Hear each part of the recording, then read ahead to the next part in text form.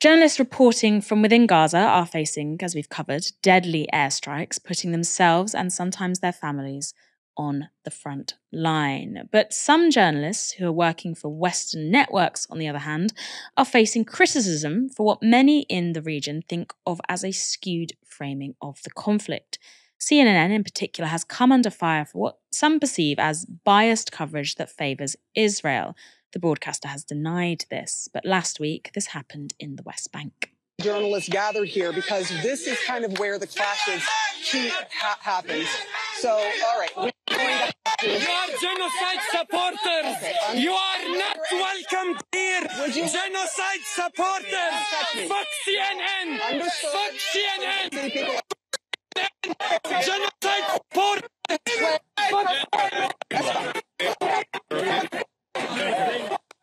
All right, you see that people are very angry. They do not like the way in which that CNN has been reporting the story. You hear that. But we're fine. But what you are seeing is the heightened fear, anger, frustration with what's happening. That was CNN's Sarah Sidner, and on the same day, her colleague, Clarissa Ward, was at the Egyptian side of the Rafah crossing. We ask you to condemn. Where are your condemnations? Where's your channel covering this? Cover this. Say the truth. We understand you're an employee. You're just a puppet. You're just a mouthpiece. Come talk to me like a human being. Come talk to me like a human being. Thank you. I understand you have your foreign policy. No, I've heard you. I've heard you. You hear me. I understand you have your foreign policy. I understand you speak for your government. I understand you represent your government. But that being said, you're a country that's claimed free speech. Your customized democracy is actually what led to Hamas. And now we are watching an occupation, and we are watching the result of your silence, of your misrepresentation of Arabs. The woman speaking there is Egyptian podcaster Rahma Zain. She's now actually appeared on Piers Morgan's show, where she was asked this. I know Clarissa Ward, the correspondent that you were very passionate towards. In my opinion, having worked at CNN, she is one of the best foreign correspondents in the world. And I felt absolutely has tried to straddle this very tricky line of reporting fairly and accurately on what is a horrendous conflict. When you look back at yourself in that exchange with Clarissa, how do you feel about the way that you addressed her? Do you have any regret? Or do you feel you could have expressed yourself differently? Or do you feel that it accurately represented how you were feeling?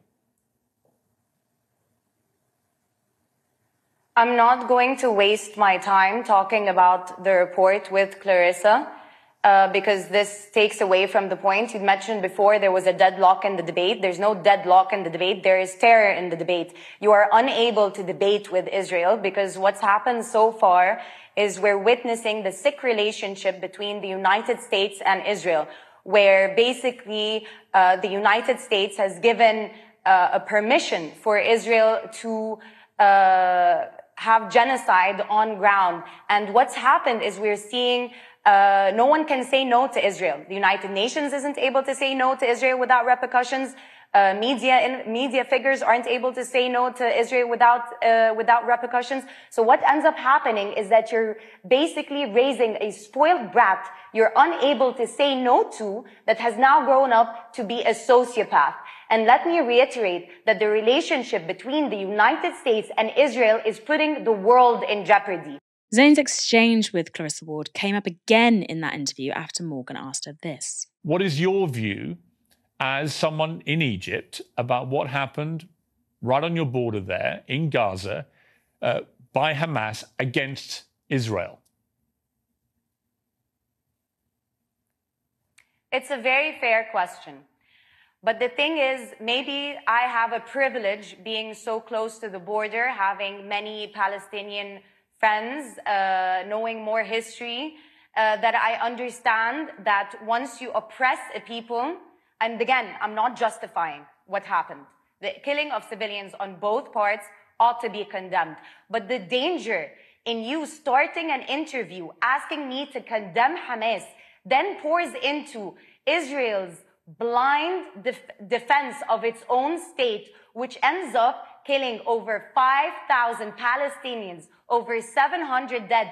And going back to the report that you were discussing at the beginning with the CNN reporter, The issue with that is everything is always taken out of context. And this is the issue we have with Western media.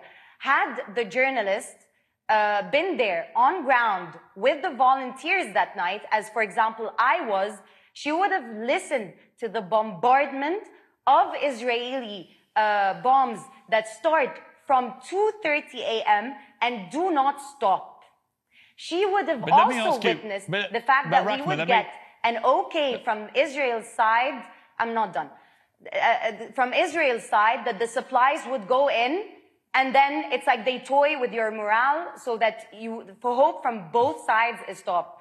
The narrative has got to change. I'm not done.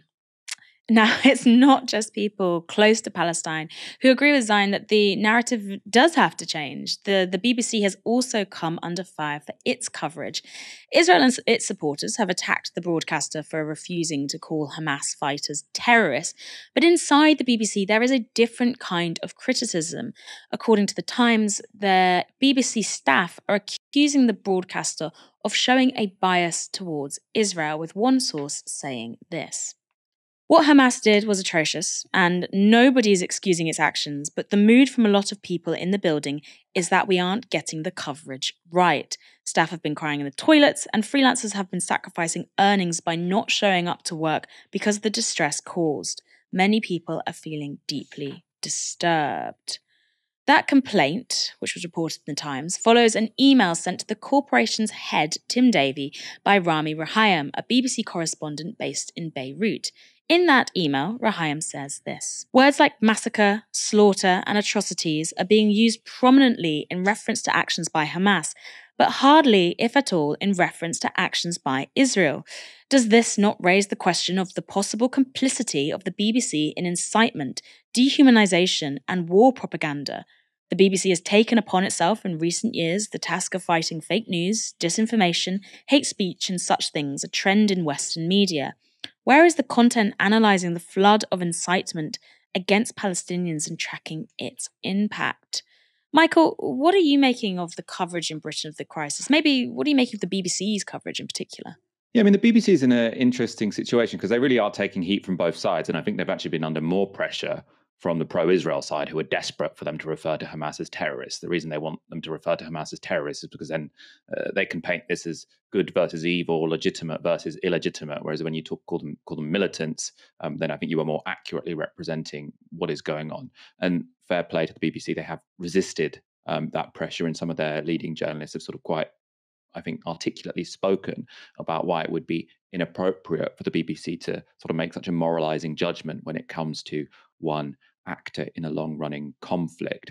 I think also, one reason why the BBC hasn't been, or why there have been some moments where I think the BBC has done okay, is because generally I think when you have journalists who've spent time in Gaza and spent time in the West Bank and sort of know the reality of it, they just talk in a more reasonable way. So Jeremy Bowen on the BBC, I think he often gives interesting reports. I mean, I'm sure I've got some criticisms of them here and there, but clearly he's someone who knows what he's talking about. It's actually, I think, when you get to the sort of pundits based in the UK or based in the United States, the discourse is just completely out of whack, completely ridiculous, because they're just imposing all of these ideological narratives they have already in their head, that this is 9/11, that these are sort of animalistic terrorists and these are good people like us. I think it's easier to impose that on if you've never really been in the region, and definitely if you haven't been to Gaza or the West Bank. So I don't think the BBC are the worst offender here. I do think the problem still, and this is, I think, a problem even for people who try to have a fair approach to both sides. There are civilians dying on both sides, is that the big mistake you make is if you pretend, or if you don't give proper weight to the fact that this didn't all happen on October the 7th, right? And I think one example here is especially this thing which has become, I suppose, common sense almost in this country and in the West. I'm sure it's not in many parts of the world, which is that Israel has a right to defend itself. Right. And now, I mean, I'm sure, lots of people, Israel can be expected to respond to an attack of this nature. I think it's probably correct. But does an occupying force have the right to defend itself? That to me doesn't seem simple. That to me seems incredibly complex. If you are a superpower and you're occupying another state? Do you have the right to defend yourself?